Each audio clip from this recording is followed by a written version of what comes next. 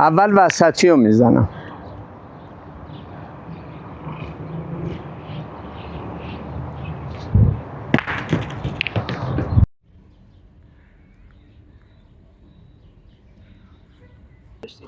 بهترین خاطره واسه تابستون سال گذشته بود. تقریبا جمع 3-4 برابر این داشتیم. بچه ها همه اوکی بودن اومدن و بازی کردیم. کلی برنامه داشتیم که بریم سر کارم پیچوندیم و دیگه اومدیم همینجا موندیم. نهار و استراحت و بازی کردید چه بعد از اینکه آخرین کارتتون رو کشیدید اصلا فرق نمیکنه. هر موقع خواستید میتونید بازی بکنید.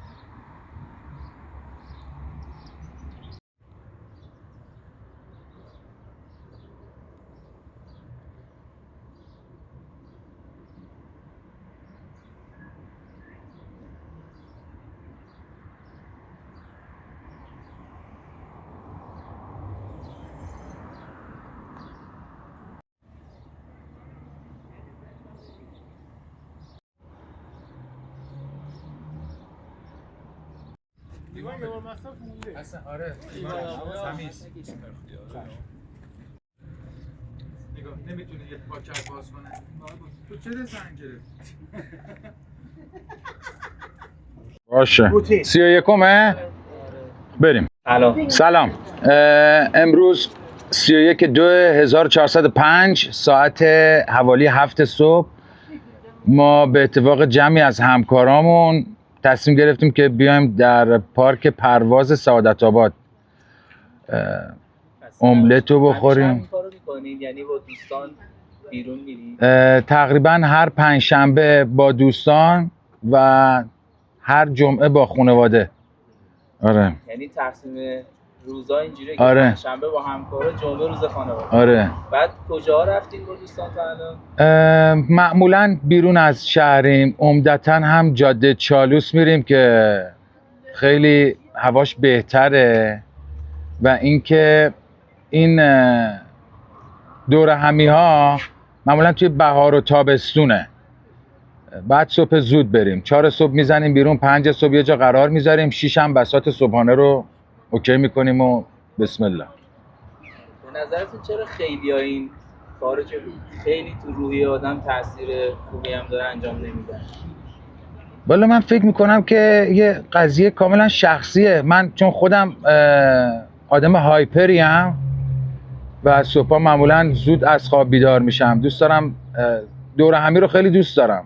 خیلی از بچه‌هایی هم که الان با ما هستن خیلی هاشون شاید اکتیو نباشن، به ضرب و ضرب میان. مثلا این آقای ناظری یکی از بچه‌های خیلی اکتیو ماست که ما هر موقع بهش میگیم یه لایک به ما میده و میایم دور هم میشینیم و صفا میکنیم. این دور همیه خیلی بیشتر.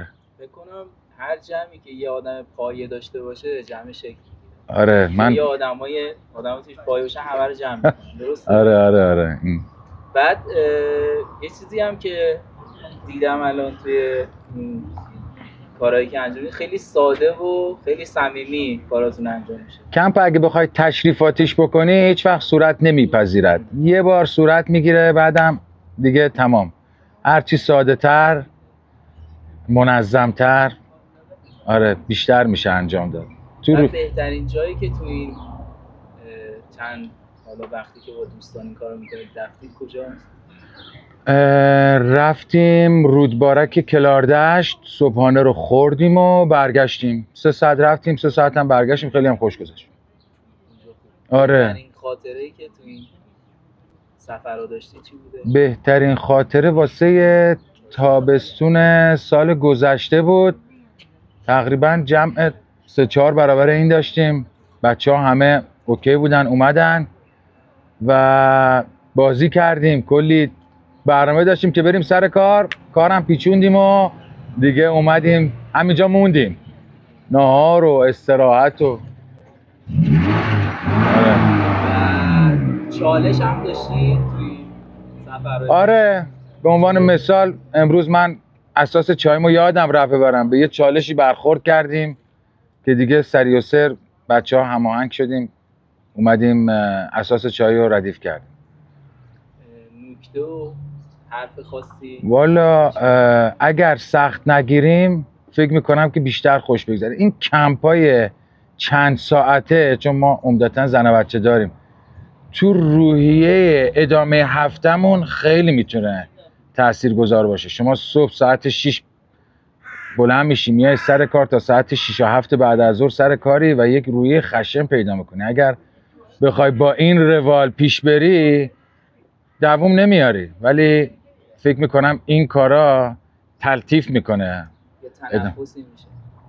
آره. آقا دمتون گرم. شاکریم. یه تو آفتاب هم هستید زیاد وقتتون، ولی خیلی لذت برد. ممنونم ازت. شاکریم قربانت. کارتون خیلی قشنگ. فداتون باشم. مرسی. قربونت. خیلی ممنون.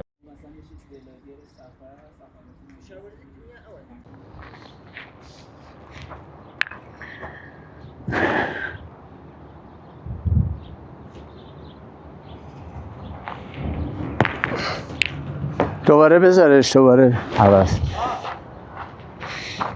اون یکی توپ هم بنداز.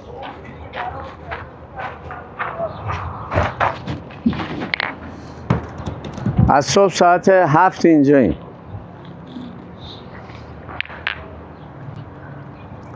اول وسطی رو میزنم.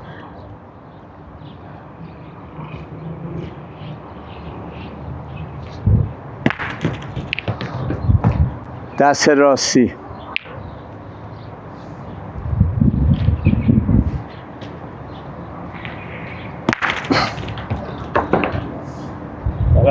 سلام.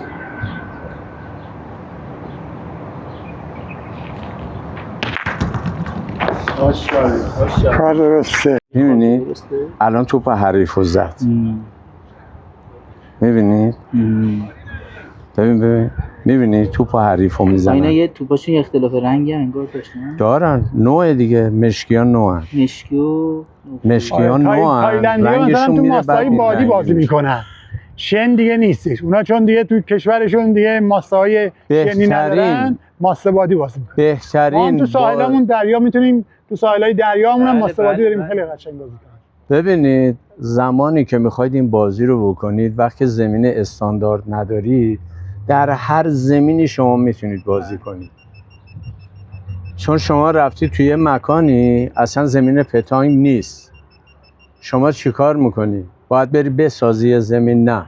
رو زمین چمن میشه، تو صحرا میشه، ولی از نظر استاندارد بودن این زمینشه. مسابقات شما نمیتونی بری رو چمن.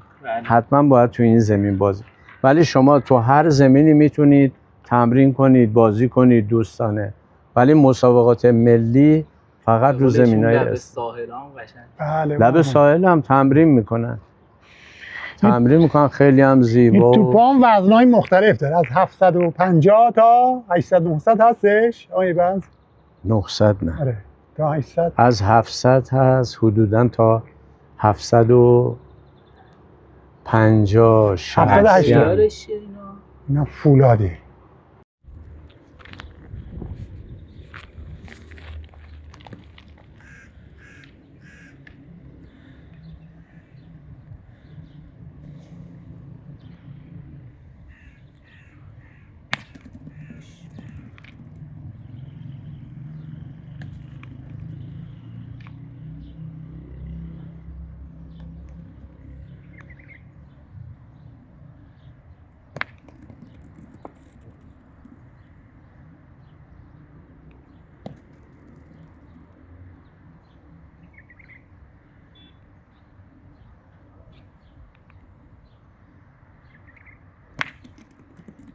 الان نگاه کن، توپای این نزدیک بودم، من زدم، خب 2 تا امتیاز گرفتم. یعنی 2 تا توپم به جگ یا نشون. این یکیش، این 2 تا، من 2 امتیاز شدم با شوتیدن توپاش. توپای حریف رو شوت زدم، توپ خودم. چجوری الان توپاتون از هم تفکیک کردید؟ مشخصه؟ آره اینا مال من ATX هم مال این سیسکوه. خب یا باید نزدیک جک بندازی این توپ کوچیکه. حالا بر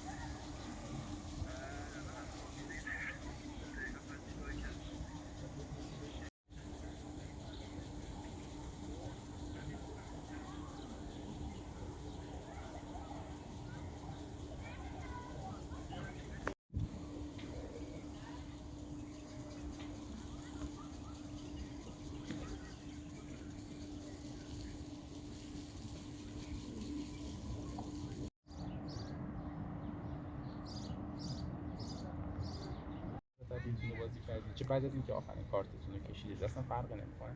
هر موقع خواستید میتونید بازی بکنید کمبوهاتون رو هر چند تا هم خواستید، ولی نمیتونید زیاد بازی کنید. چرا؟ چون تو بازی بیشتر از 7 کارت نمیتونید تو دستت نگه داری.